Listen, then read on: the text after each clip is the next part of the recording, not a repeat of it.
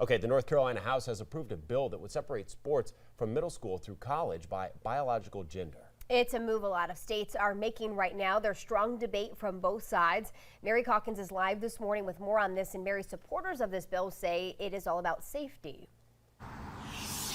That's exactly right, Mary. So lawmakers heard from a North Carolina high school athlete who says she was seriously injured during a volleyball game when a transgender student athlete on the opposing team spiked the ball into her head. Now the student athlete says she's now urging lawmakers to pass a blanket ban prohibiting transgender student athletes from competing on girls' sports teams. So Peyton McNabb, she is a volleyball and a softball player. She says she now suffers from impaired vision, partial paralysis on her right side, headaches, anxiety, and depression as a result of the incident during that volleyball game.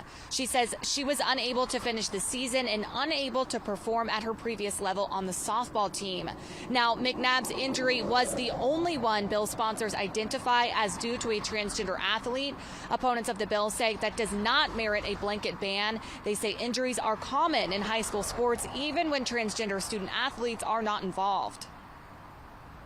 Allowing biological males to compete against biological females is dangerous.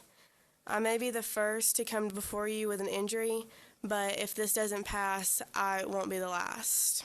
This kind of legislation has recently been rejected by conservative governors in other states because it is discriminatory on its face and wholly inconsistent with basic civil rights recognized by our highest courts.